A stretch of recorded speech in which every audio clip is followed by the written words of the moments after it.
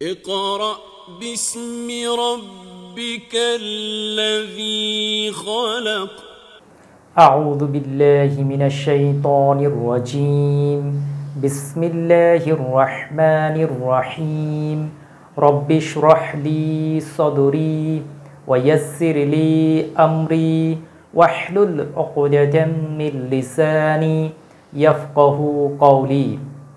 অর্থ বুঝে কোরআন পড়ি এর ধারাবাহিক আয়োজনের আজকের ক্লাসে আপনাদের সবাইকে স্বাগত জানাচ্ছি। আজকের ক্লাসে সূরা আর রহমান এর কয়েকটি আয়াতের শাব্দিক অর্থ এবং এর গ্রামাটিক্যাল বিশ্লেষণ জানার চেষ্টা করব ইনশাআল্লাহ। ওয়া মা তাওফিকি ইল্লা বিল্লাহ আলাইহি তাওয়াক্কালতু ওয়া ইলাইহি উনীব। তো আমরা শুরু করি। আজকে হচ্ছে আমাদের সূরা আর রহমানের উপরে আজকে হচ্ছে আমাদের 20তম পর্ব। তো 20তম ক্লাসে আজকে আমরা যে কয়েকটি আয়াত দেখব সেটা হচ্ছে সূরা আর রহমানের 58 থেকে 61 নং আয়াত আমরা দেখব। সে আয়াতটা শুরু হয়েছে কাআন্নাহুন্নাল ইয়াকুতু ওয়াল মারজান, এই অংশটা থেকে। আর দুইটা রিপিটেড আয়াত আছে ফাবি আইয়ি আলাই রাব্বিকুমা তুকাযযিবান, এটা একবার আর শেষে আছে আরেকবার। তো এই দুইটা আমরা স্কিপ করব যেহেতু এই দুইটা রিপিটেড আয়াত, এই দুইটা আগে আমি আলোচনা করেছি আর এই দুইটা আয়াত মূলত আমরা আলোচনা করব। তো আমরা যদি দেখি যে আয়াতটা শুরু হয়েছে কি কাআন্নাহুন্না, তো এই জায়গায় দুইটা অংশ, দুইটা অংশের মধ্যে প্রথম অংশটা হচ্ছে কাআন্না। কাআন্না এটা একটা হরফ। তো কাআন্না অর্থ হচ্ছে যেন বা মনে হয়, অনেকটা মতো, বা ইংরেজিতে যেমন লাইক ব্যবহার করি যে এটার মতো, লাইক, বা অ্যাজ ইফ, যেন। তো এরকম কাআন্না মানে যেন বা মনে হয়, এমন যেন। কাআন্না এর সাথে যোগ হয়েছে কি হুন্না। হুন্না শব্দটা এটা হচ্ছে স্ত্রীবাচকের ক্ষেত্রে ব্যবহার করা হয়, বহুবচনের ক্ষেত্রে হুন্না শব্দটা ব্যবহার করা হয়। তো এই হুন্না শব্দটা এটা হচ্ছে হুন্না মানে হচ্ছে ওইগুলো, মানে স্ত্রীবাচক যে শব্দগুলো থাকে সেগুলোর ক্ষেত্রে হুন্না শব্দটা ব্যবহার করা হয়। অর্থাৎ হুয়া, হুমা, হুম, কা, কুমা, কুন্না। আর এটা হচ্ছে হুন্না। হুন্না হচ্ছে স্ত্রীবাচক, থার্ড পার্সনের ক্ষেত্রে আসবে। তো যেহেতু পরের যেই শব্দগুলো ব্যবহার করা হয়েছে এগুলো স্ত্রীবাচক শব্দ, যেমন ইয়াকুতু, মারজানু, এই শব্দগুলোর জন্য এটাকে স্ত্রীবাচক শব্দ হিসাবে ব্যবহার করা হয়েছে। হুন্না মানে এগুলো, তাহলে হুন্না আমরা লিখতে পারি এগুলো, যে জিনিসগুলো পরবর্তীতে যেগুলো আসবে বা যেই নিয়ামতগুলো পাবে। আগের আয়াতে যেইগুলো বলা হয়েছে, যেমন আগের আয়াতে হুর তাদের কথা বলা হয়েছে, তারপরে ফলমূল এইগুলার যে নিয়ামতের কথা বলা হয়েছে, এই বিষয়গুলোকে ইন্ডিকেট করবে। তো কাআন্না এগুলো যেন, আর হুন্না মানে এগুলো, তাহলে এগুলো যেন, আমরা এইটা লিখতে পারি যে এগুলো যেন, এগুলো যেন কিসের মতো হবে, কাআন্নাহুন্নাল ইয়াকুতু। ইয়াকুতু শব্দটা একটা নাম, এর আগে আলিফ লাম দিয়ে নির্দিষ্ট করা হয়েছে। যেমন যদি আমরা দেখি ইয়াকুতু, ইয়াকুতু মানে হচ্ছে লাল রঙের রত্ন, এক ধরনের রত্ন বা মানিক যেটা বলা হয় রত্ন।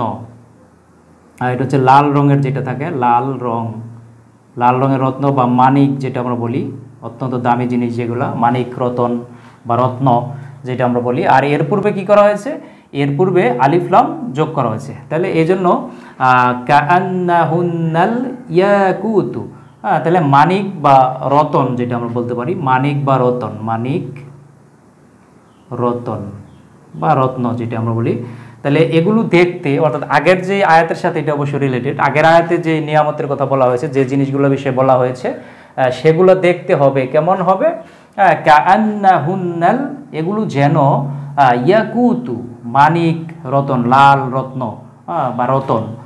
ওয়া অর্থ হচ্ছে এবং, এটা হরফে আতফু যেটা কোঅর্ডিনেটিং কনজাংশন, আমি আগের আয়াতগুলো তো বলেছি। তো কাআন্নাহুন্নাল ইয়াকুতু ওয়াল মারজান। মারজান শব্দটা যদি আমরা একটু বিশ্লেষণ করি, মারজান শব্দটা হচ্ছে আরবিতে 3 বর্ণ বিশিষ্ট একটা মূল ভার্ব আছে মারাজা। মারাজা অর্থ হচ্ছে চড়ে বেড়ানো বা বয়ে যাওয়া, চড়ে বেড়ানো বা বয়ে যাওয়া।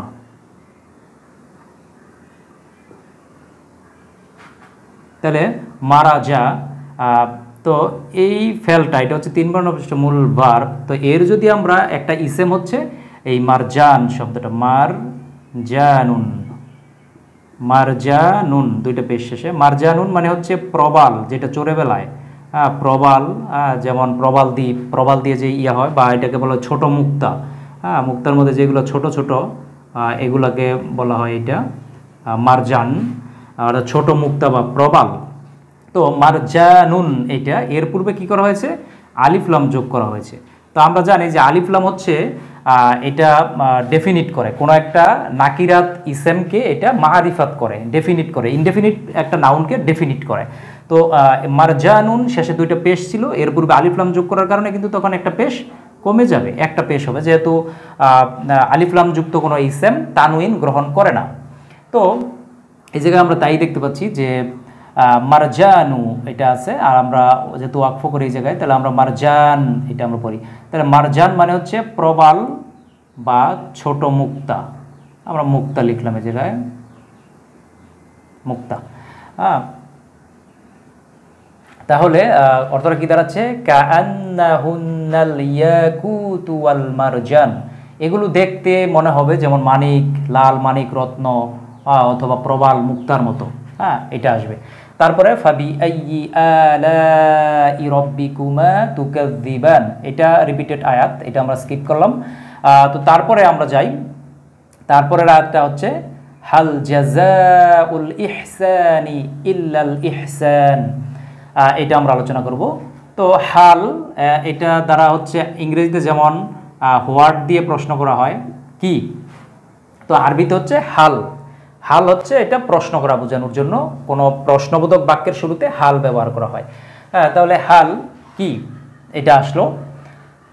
জাযাউ, জাযাউ শব্দটা আমরা একটু বিশ্লেষণ করি। আরবিতে 3 বর্ণ বিশিষ্ট মূল ভার্ব যদি আমরা দেখি, তাহলে জাযা একটা ইয়া আছে শেষে, জাযা, জাযা, জাযা মানে হচ্ছে প্রতিদান দেওয়া, প্রতিদান, প্রতিদান দেওয়া বা মজুরি দেওয়া, কোনো কাজের মজুরি দেওয়া, মজুরি দেওয়া, কোনো কাজ করলে তার যেমন পেমেন্ট দেওয়া হয়, মজুরি দেওয়া হয়, তাকে বলা হয় জাযা, জাযা দিল বা প্রতিদান দিল। আমরা যেটা বলি যে জাযাকাল্লাহু খায়রান, যে আপনাকে উত্তম প্রতিদান, উত্তম প্রতিদান দান করুন। তাহলে জাযা অর্থ হচ্ছে প্রতিদান দেওয়া বা মজুরি দেওয়া, এটা হচ্ছে ভার্ব 3 বর্ণ বিশিষ্ট। তো এই জায়গায় এটা নাউন করা হয়েছে, তাহলে জাযাউন, জাযা, এই জায়গায় কিন্তু ইয়াটা তখন হয়ে যায় কি হামজা হয়ে যায়। তার একটা কারণ হচ্ছে এটা হচ্ছে তালিলের বিষয়। বাংলায় যেমন সন্ধি বিচ্ছেদ রয়েছে, আরবিতে রয়েছে তালিল, অর্থাৎ আরবি যে সন্ধি বিচ্ছেদ তাকে বলা হয় তালিল। এই জন্য আপনারা যারা আরবি গ্রামার শিখেন তাদের কিন্তু সরব শিখার সময় কিন্তু তালিল শিখতে হয়, কারণ তালিল হচ্ছে এই হামজা কখনো ইয়া এর সুরতে আসে, ইয়া কখনো হামজা হয়ে যায়, ওয়াও কখনো হামজা হয়ে যায়, আবার হামজা কখনো ওয়াও এর সুরতে আসে। এইভাবে এই রূপগুলো চেঞ্জ হয়, বিশেষ করে আলিফ, ইয়া, হামজা, ওয়াও, এই এইগুলোই ইন্টারচেঞ্জ হয়। তো এই তালিল জানা থাকলে আপনাদের এই বিষয়গুলো বুঝতে সহজ হবে। তাহলে এটা হচ্ছে যে কোনো ইসেমের ক্ষেত্রে যদি আলিফের পরে ইয়া অথবা ওয়াও আসে তখন সেটা হামজাতে রূপান্তরিত হয়। তাহলে জাযাউন এটা আছে, জাযা থেকে জাযাউন, ইয়াটা তখন হামজার সুরতে আসবে এই জায়গায়। তাহলে জাযাউন মানে হচ্ছে প্রতিদান, প্রতিদান বা মজুরি, আরও সুন্দর সুন্দর ওয়ার্ড আছে এটার জন্য। যাই হোক, আপাতত আমরা প্রতিদানই নিলাম, বা প্রতিফল এটাও বলা যায়, যে প্রতিফল কোনো কিছুর যে ফলটা দেওয়া হয়, প্রতিফল, প্রতিফল বা মজুরি, প্রতিদান।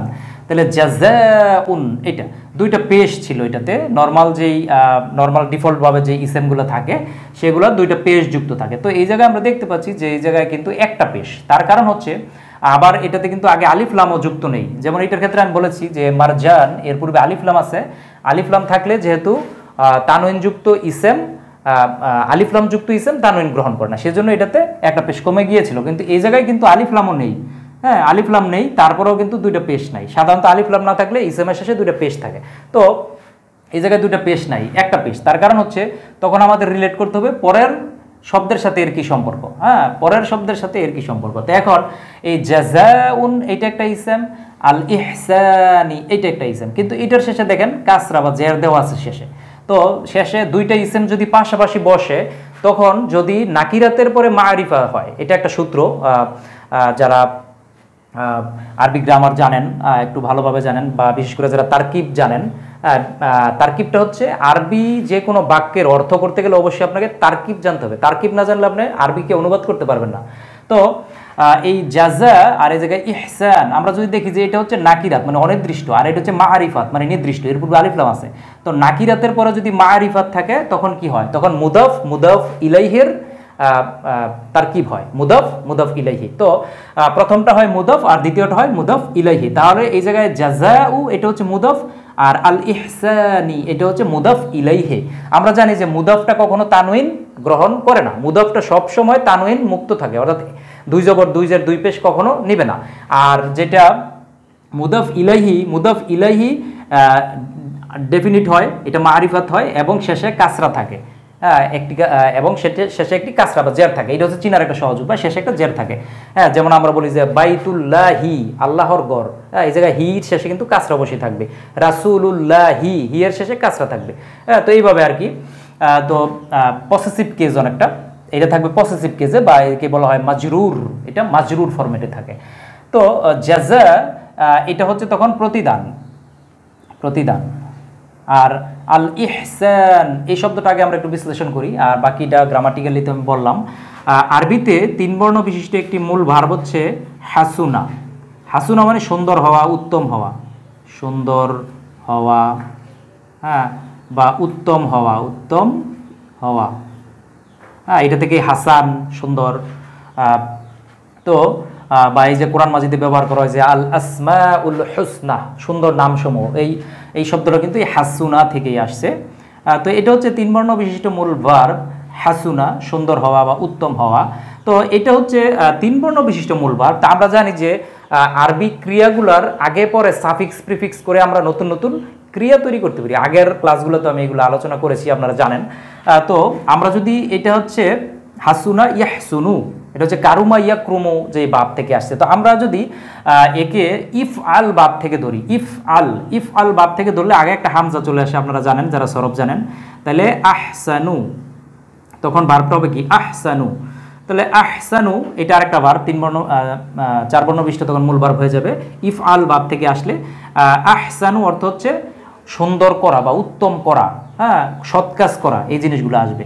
হ্যাঁ তাহলে উত্তম করা, কোনো কিছুকে উত্তমভাবে কোনো কাজ করা বা সুন্দর করা, হ্যাঁ সুন্দর করা বা যে কোনো ভালো কাজ করা, সৎ কাজ করলো। যেহেতু তিন বর্ণ বিশিষ্ট মূল ভার্ব অতীতকালের অর্থ দেয়, চার বর্ণ বিশিষ্ট মূল ভার্বটা যেহেতু অতীতকালে থাকে আরবিতে, তাহলে আহসানু অর্থ হচ্ছে উত্তম কাজ করা, সুন্দর কাজ করা বা সৎ কাজ করা। আর এর একটি ইসেম হচ্ছে তখন কি আসবে ইহসানু। তাহলে আহসানু থেকে ইহসান, এটা এর মাজদারের অর্থটাতে চলে যাবে। তাহলে এটা আসবে কি ইহসানুন, এটা হচ্ছে তার নাউন, হ্যাঁ বা ইসেম। তাহলে আহসানু এটা হচ্ছে ভার্ব, আর ইহসানুন এটা হচ্ছে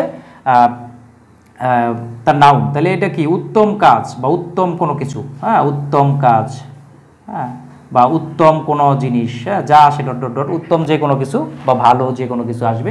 ইহসান এটা আসবে উত্তম ভালো কোনো কিছু। তো এর পূর্বে কি করা হয়েছে আবার ইহসানুন ছিল, তো এর পূর্বে আলিফ লাম যোগ করে ডেফিনিট করা হয়েছে, মারিফাত করা হয়েছে। এই জন্য কিন্তু একটা পেশ এই জায়গায় কমে গেছে।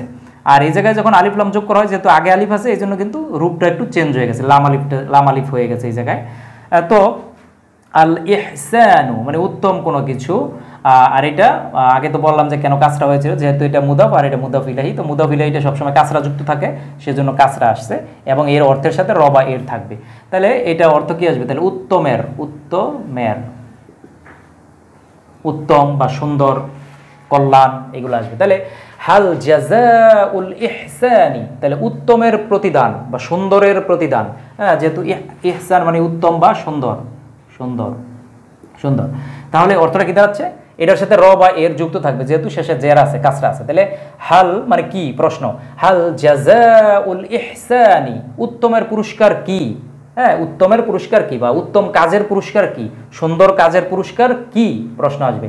ইল্লাল ইহসান, তাহলে ইল্লা মানে হচ্ছে ব্যতীত, ব্যতীত, যেটা ইংরেজিতে আমরা উইদাউট ব্যবহার করি, উইদাউট। এটা আরেকটা আছে গয়র, গয়র অর্থ ব্যতীত, যেমন গয়রিল মাগদুবি আমরা পড়ি, গয়রিল মাগদুবি আলাইহিম। তো ইল্লা অর্থ ব্যতীত, ইল্লা ব্যতীত, ইহসান, তো এই ইহসান শব্দটা আমি আগে আলোচনা করেছি। এই জায়গায় ইহসান ছিল এটা কাসরা, শেষে কাসরা ছিল, এটা মাজরুর ফরম্যাটে ছিল। আর এই জায়গায় ইহসানু শেষে একটা পেশ দেওয়া আছে। তো পেশ থাকলে আমরা জানি যে কোনো আরবি ইসেমের শেষে যদি পেশ থাকে তাহলে সেটা সাবজেক্ট, সাবজেক্টিভ ফর্মে ব্যবহৃত হয়। যদি কোনো আরবি ইসেমের শেষ হরফে জবর থাকে তাহলে সেটা অবজেক্ট, আর যদি কোনো আরবি ইসেমের শেষ হরফে জের বা কাসরা থাকে তাহলে সেটা মাজরুর বা পসেসিভ কেস, অধিকরণ কারকে আসে। তো ইহসান মানে উত্তম কাজ, তখন এটা নর্মাল অর্থ আসবে। তাহলে উত্তম, উত্তম কোনো কিছু বা সুন্দর কোনো কিছু, এটা আসবে সুন্দর। তাহলে অর্থটা কি দাঁড়াচ্ছে? যে হাল জাযাউল ইহসানি ইল্লাল ইহসান, যে সুন্দরের প্রতিদান সুন্দর ছাড়া আর কি হতে পারে, আর কি, হ্যাঁ প্রশ্ন করা হয়েছে। বা উত্তমের প্রতিদান উত্তম ছাড়া আর কি হতে পারে, হ্যাঁ এইভাবে প্রশ্ন করা হয়েছে। আল্লাহ রাব্বুল আলামিন এই জায়গায় প্রশ্ন করেছেন যে সুন্দরের প্রতিদান সুন্দরিত হয়, উত্তমের প্রতিদান উত্তমিত হয়, বা উত্তম ছাড়া আর কি হয়, এভাবে প্রশ্নটা আসবে। তো আশা করি আপনারা বুঝতে পেরেছেন। তো আর বাকি পরের যে আয়াতটা সেটাও রিপিটেড আয়াত আমাদের, ফাবিআইয়ি আলাই রাব্বিকুমা তুকাযযিবান, যে তোমরা দুই, তোমরা উভয়, অর্থাৎ মানুষ এবং জিন জাতি, তোমরা উভয় জাতি তোমার রবের কোন কোন নিয়ামতকে অস্বীকার করবে, এটা আসবে। তো এটা আগে আলোচনা করেছি বিস্তারিত। তো যাই হোক, আশা করি যে আজকের এই ক্লাসের মাধ্যমে আপনারা আমরা ধারাবাহিকভাবে সূরা আর রহমানের আর রহমানটা আমরা শেষ করবো ইনশাল্লাহ। আর কয়েকটা ক্লাস লাগবে, যেহেতু আমরা মোটামুটি 58 থেকে 61 নং আয়াতে চলে আসছি। আর কয়েকটি আয়াত আছে, আমরা বাকিগুলো ইনশাল্লাহ ধাপে ধাপে শেষ করব। আর আশা করি যে আপনারা ধারাবাহিকভাবে ক্লাসগুলো দেখবেন এবং কোরআনের এই দাওয়াতকে সবার নিকট আপনারা পৌঁছে দিবেন।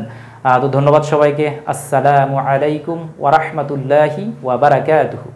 ইকরা বিসমি রাব্বিকাল্লাযী খালাক।